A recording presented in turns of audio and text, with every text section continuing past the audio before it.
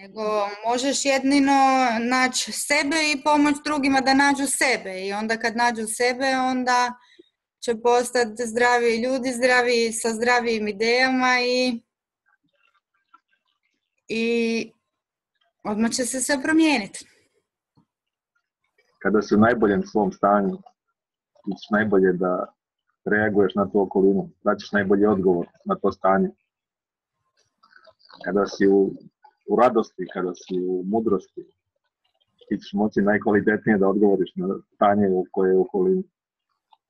Kada si u nekom otporu, besu, u strahu, tvoje reakcije su skučene, ograničene tim emotivnim, odnosno mentalnim stanjem, tim ograničenim mislima. Tako da je najkvalitetniji odgovor uvek iz radosti, sreće i svog prirodnog stanja. Stanja mudrosti.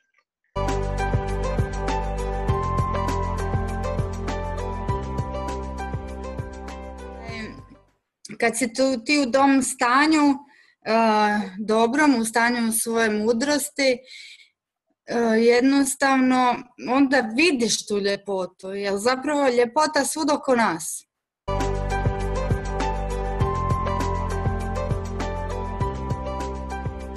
A dobro, moj neki put do tri principa, ja sam dugo u tom nekom spiritualnim vodama, da tako kažem, sa tim iskustvima unutrašnjim i raznim praksama koje sam i raznim iskustvima dubokim koje sam imao, ali do tri principa sam došao prateći Jimmya Smarta, njegove newslettere koje je pisao kao Salad, on je vodio NLP praksu svoju i tako pisao je newslettere svoje i onako sam više reda radio, održavao taj. U jednom trenutku naišla je jedan mail gdje je pisao da će prestati da se bavi sa NLP-em zato što je našao nešto novo, nešto stvarno drugačije i da piše svoju knjigu. Ali ono što je mene privuklo toj knjizi, to je bilo naslov knjige. Nenaporna evolucija. Kažem, ovo je nešto shvatio.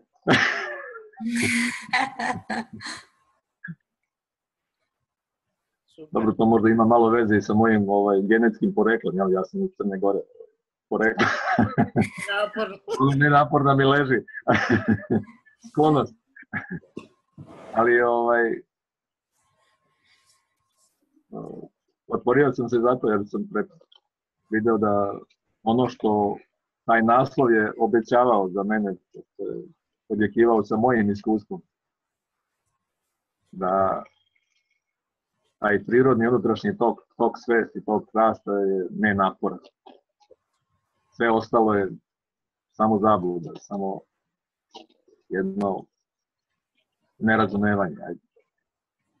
I onda sam primao taj mail sa tim delovima knjige i prepoznavao sam istinu iza toga. Da. I to mi se jako svidjelo. Na neki način tri principa su mi pomogla da ono što sam u svom iskustvu i svom razumevanju imao, da na neki način da se spusti u neku praksu koja je nenaporna.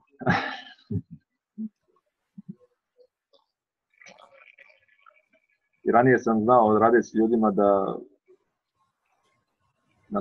ne moramo ni na čemu raditi posebno. Najbolji rezultati uvek dođu kada se desi jedno duboko razumevanje, duboko uvid. I da to ne može biti uslovljeno nekom posebnom praksom ili posebnim pristupom. A tri principa su samo potvrda toga. Samo na neki način izraz toga. Artikulisan, ajde da kažem tako. Tako da su bila više potvrda mog sopstvenog onako razumevanja. I iskustva.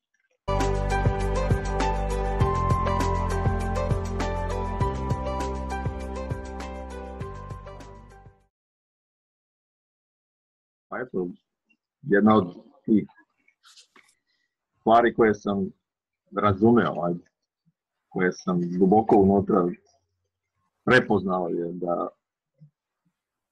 da se stvarna promjena ne dešava sa nekom borbom. Stvarna promjena je prirodan tok. Mi smo prirodno, pre svega, naša priroda nije da smo ograničeni, pa treba da se razgraničimo, pa treba da se razvijemo, proširimo, povećamo na neki način. Naša je priroda savršena već. Da ne moramo da popravljamo sebe ni na koji način. Mi smo već savršeni. Najbolja stvar, savršeni smo u svakom trenutku. Savršeni smo i kad to ne vidimo. Savršeni smo i kad mislimo da smo totalno nesavršeni. Bio je problem onako, za mene je bio problem. Kako da prenesem to iskustvo dovoljno ovako da čovjek koji priča sa mnom ili već što im radi nešto, da prepozna to isto, da prepozna svoju savršenost, da prepozna da ne mora ništa da se bori. A kroz 3 principa sam uvidio da to može da se desi. Da čovjek može da razume to. Može da razume to ne boreći se ili ne radeći, ne prolazeći kroz neke procese.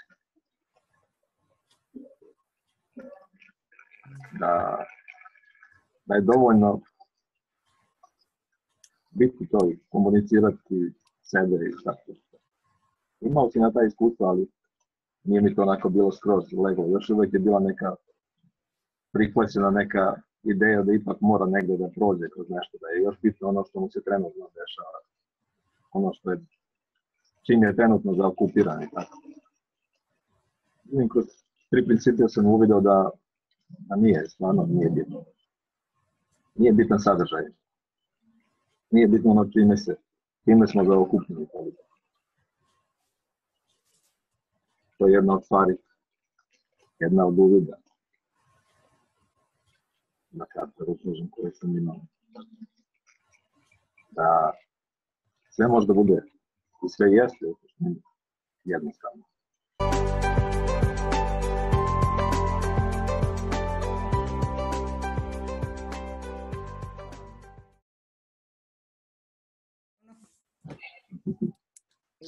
Kao da naš intelekt uvijek želi nešto da postigne. Naš intelekt uvijek radi u sferi postizanja nečega, dostizanja nekog cilja, neke sreće, nekog zadovoljstva koje je izvan nas. I ono što mi pokušavamo jeste da dočaramo i pokažemo ljudima u kolikoj meri naš igra ulogu u onome kako vidimo i doživljavamo život. I mi želimo da pokažemo ljudima da naš 100% igra ulogu u onome kako vidimo i doživljavamo život. Ne samo 50%, 60%, nego da naš način razmišljanja i da naše misli uvetuju kako vidimo i kako doživljavamo život 100%. Da naše iskustvo ne dolazi izvana, nego apsolutno 100% iznutra. To je jedna takva jednostavna istina koju kad vidite, vaš sistem harmonizuje. Ne morate da radite na pozitivnim mislima, ne morate da radite na postizanju, nego jednostavno više nema smisla misliti o nečemu što vam stvara loš osjećaj kada vidite da vaše iskustvo dolazi 100% od vašeg uma.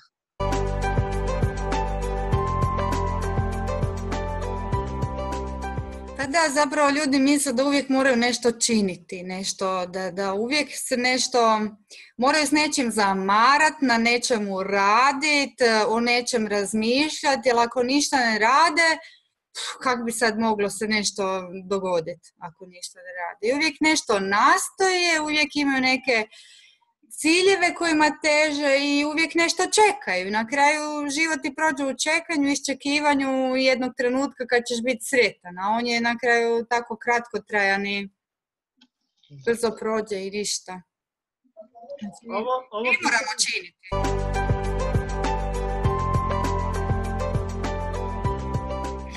Pa ja mislim da je to osnovni problem svih ljudi, što jednostavno traže prekomplicirano rješenja. Što ne vide da nešto jednostavno može biti savršeno, da to može biti to. I to je to. Kad tražiš komplicirano, onda sve zakompliciraš i ne vidiš ono što je jednostavno. Da razumijevanje ne dolazi i ne odlazi nigde, ono je uvijek prisutno. Naše stvarno biće, razumijevanje, naša mudrost, inteligencija je uvijek prisutna, ona nigde ne odlazi. Jedino što dolazi i odlazi je misao, naše iskustvo, ono se menja. Naše iskustvo se menja, naše misli dolaze i odlaze, ali naša mudrost, naša inteligencija, naše razumevanje je platforma na kojoj sve stoji. Samo se misao može promijeniti. I ona nam izgleda iz perspektive intelekta kao da naše razumevanje, naša mudrost, naša sreća, zadovoljstvo može biti pa ne biti. Zato što ne vidimo da jedina stvar koja se menja u našem viđenju i doživljavanju sveta je misao.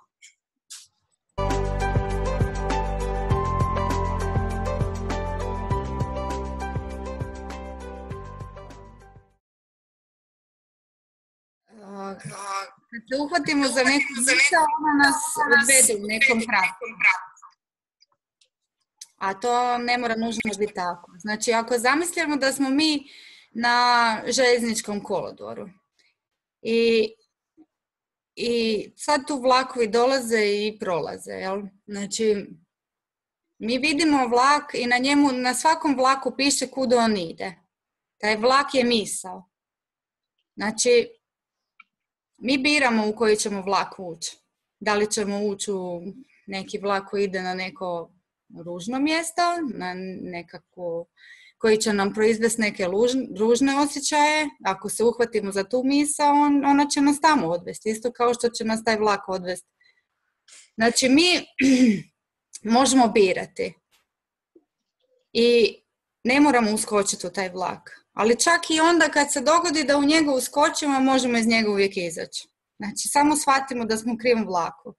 I to je to. Da je to misao. Da je sve krenulo od jedne misli. Što nam govori da smo u krivom vlaku, Adriana? Kako možemo znati da smo u krivom vlaku? Osjećaj. Osjećaj je pokazatelj. On nam govori. Znači, ako se osjećamo loše, znači da nismo u skladu sa sobom i da to nam je pokazatelj da smo nešto mislili što nije u skladu s nama. Znači, mi ne moramo sad kopati po tim mislima i razmišljati koja je to misao bila kriva, nije potrebno. Znači, dovoljno je sagledat, uvidjeti zapravo da si u krivom vlaku. Znači, osjećaj ti pokazuje da si u krivom vlaku i ti jednostavno odlučiš da više to nisi. Znači, osjećaji nam jednostavno govore o čemu razmišljamo trenutno, kakva je kvaliteta naših misli. Zato nam služe emocije i osjećaji da nam pokažu o čemu u stvari mislimo.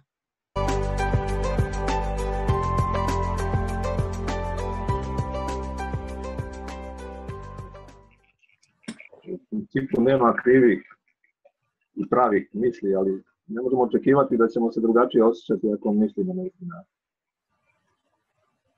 Ono što je problem često, to je da ljudi pokušavaju da se drugačije osjećaju.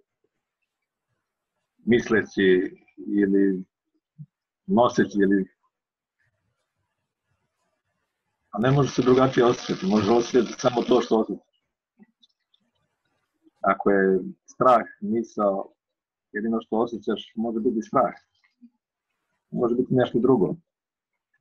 Da li ona kriva ili prava, na kraju nije važno. Važno je da osjećaš strah. Ako misliš strah, osjećaš strah. Ako misliš bes, osjećaš bes. I razočarenje neko, tako bilo šta. I samo to je dovoljno.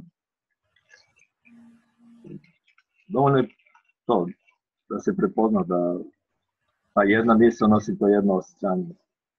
I da je to jedno osjećanje uvijek povezano sa tom jednom misli. Sa tim jednim oblikom iskustva koji gradi.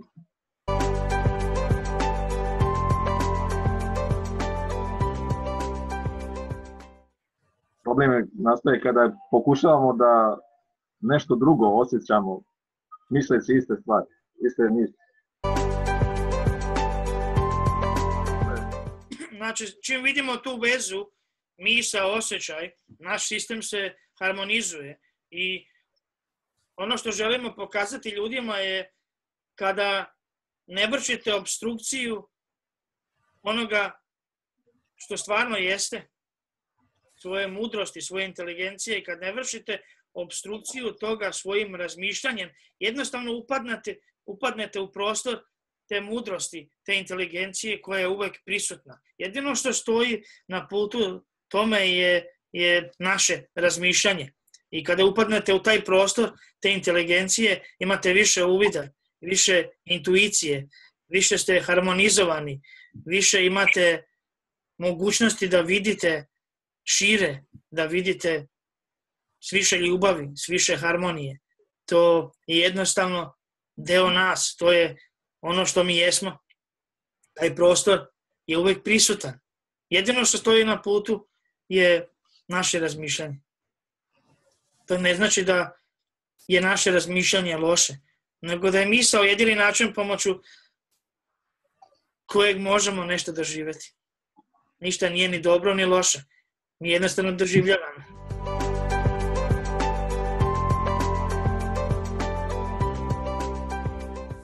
Pa da, Recimo, ako zamišljamo da smo podeljeni, jedino možemo doživljavati iskustvo podeljeno. Nema nikakve greške u tome, ali podeljenost nije ništa drugo nego ta misao. Nema stvarnosti druge u toj podeljenosti. Nema stvarnosti druge u toj nesavršenosti ili tako dalje. To je stvarnost te misli, stvarnost tog oblika koji dajemo. Nema greške u njemu, nema ničega drugog, ali ako stvaramo ideju podeljenosti, onda ćemo isto doživljavati baš to. Podeljeno. Doživljavat ćemo da smo u nekom neskladu, ako imamo ideju neskladu. Nije li to najveći dar? I savršeno ga ispoljavamo, što je najbolje od svega. Mi savršeno koristimo svoje darove. Darove uobličenja, darove misli. Mi uvijek savršeno koristimo sve to. Sve te naše sposobnosti.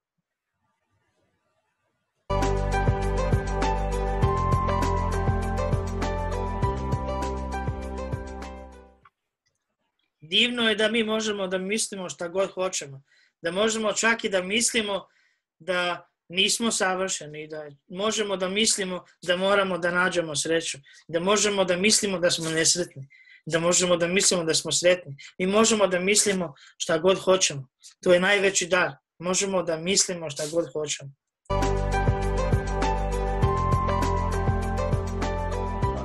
Ne postoji nemoćan čovjek.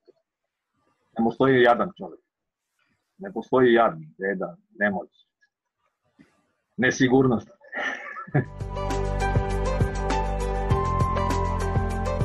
Recimo, prije nego što sam došla do nekih uvida, ja sam već se počela razvijati ta ideja u meni da sve dolazi od misli i neke su se stvari već posložile,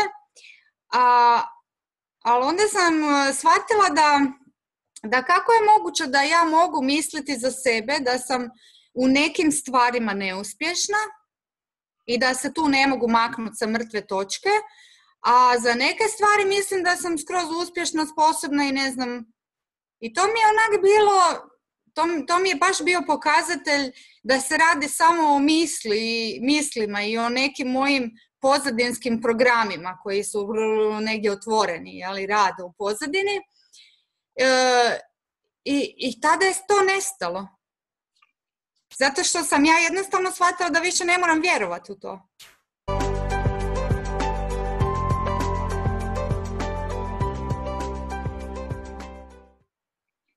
Sreća je naše prirodno stanje. Za sve ostalo potrebno je uložiti napor. Da. Svako drugo iskustvo koje je naizgled drugčije od naše sreće, što u stvari nikad nije tačno, je potrebno da se uloži napor za sam naš stres, za svo naše nezadovoljstvo, za sve naše da sva naša negativna iskustva je potrebno da uložimo napor. Za svako iskustvo koje je naizgled drugčije od naše sreće, samo naizgled, jer to samo tako izgleda zbog misli, je potrebno da uložimo napor, rad. Ali naša sreća je pre toga. Sve ostalo zahteva napor i rad. I to je naš dar, da možemo da mislimo da nismo sretni. Možemo da mislimo što god hoćemo.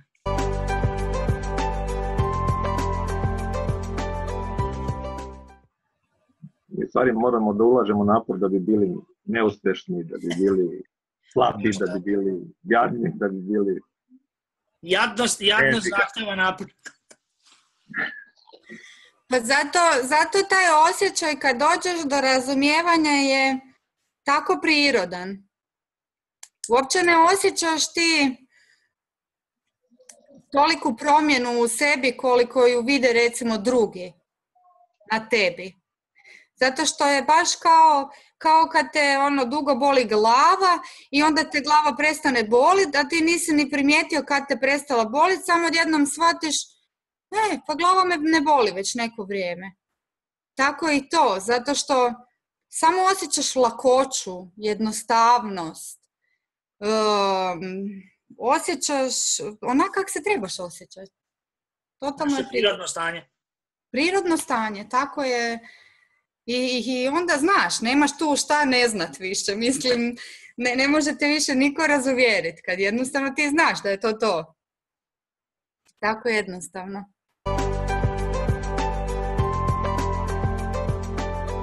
Nisam ni ja ispočetka baš to sve mogla shvatiti. Kako sad Radomir meni kaže da nema loših misli, da nema loše, ništa nije loše. Pa nije mi to bilo jasno. I onda sam baš jedan dan sam imala kao ti neki loš dan. I onda sam si mislila, pa u stvari, pa šta? Pa šta? Što je sad taj dan nije baš onak neki super ekstra dobar, jel? Pa zapravo će mi zato onaj sutra biti bolji. Zato što je ovaj sad možda nije tak baš ekstra dobar. I u tom trenutku kako sam prestala pružati otpor tome, znači prestala sam željeti da taj dan bude bolji nego što je. On je postao dobar takav kakav je. Ja sam ga zavoljela. I onda sam pomislila, gle kak je ovo jedan baš ne tako dobar dan, ali on baš takav i volim ga takav kakav je. Eto. I onda sam shvatila šta znači da ništa nije loše.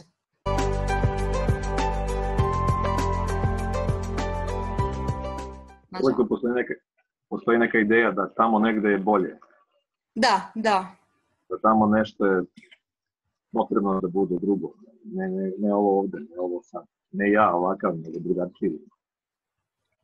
Misao koja izgleda onako poznata, istinita na neki način. U stvari, i potruža samo svoje iskustvo, ništa drugo.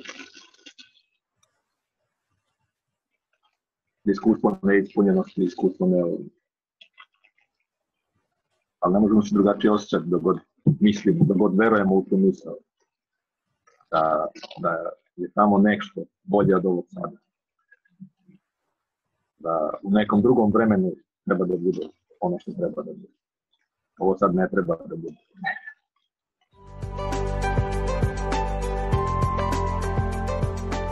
Kod nas je sve onako tmurno. Sve nekako nezadovoljno, sve nekako crno, sve nekako pa u državi je taka stvar, pa tu je taka stvar, svugdje je nezadovoljstvo. Pa kako da ja budem sretan kad je sve nezadovoljno, sve oko mene crno negativno. Često ljudi pitaju tako nešto. Pa da, i ja sam isto to tako pitala ili jednostavno uzimala zdravo za gotovo kako je to sve loše i sve je to tako. Ali O tome možeš misliti točno šta god hoćeš. Sve možeš misliti šta god hoćeš. Iako ja mislim da je sve crno oko mene, sve sam kao nezadovoljan i imam osjećaj nezadovoljstva, ja ipak mogu misliti što god hoćem. Da. Da, kad jednostavno to dolazi od svakog. Iz svakog. Svako ima tu sreću i zadovoljstvo, konstantno na raspolaganju. Ne znam, jednostavno dođeš do nekakvog stanja, u osnovi se promijeniš. U samoj osnovi promijeni se tvoj pogled na sve i sve ti postane drugačije, vidiš sve drugačije. Znači, Da li je to baš sad važno? Mislim, imaju ljudi, pa ima hrpa ljudi koji su bogati, koji su prema nekakvim pravilima koja ti govore šta znači sretan život, jel? Znači sretan život ti znači da si bogat, imaš super auto, super kuću, super obitelj i da ti je sve baš savršeno, jel? Mislim, na kraju ima ljudi koji postignu to sve pa nisu sretni, jel? Uvijek nešto fali. Šta fali? Fališ sam sebi.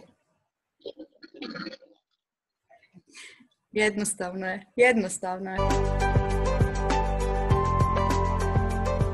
Znači sve što mi ljudi treba da shvatimo jeste da naš 100% igra ulogu u onome kako vidimo i doživljavamo život. To je jedina stvar koju treba da vidimo. Da naše misli uzrokuju i uvetuju ono kako vidimo i doživljavamo život i da to radi 100% tako da je uvek tako radilo, da tako radi i uvek će tako raditi.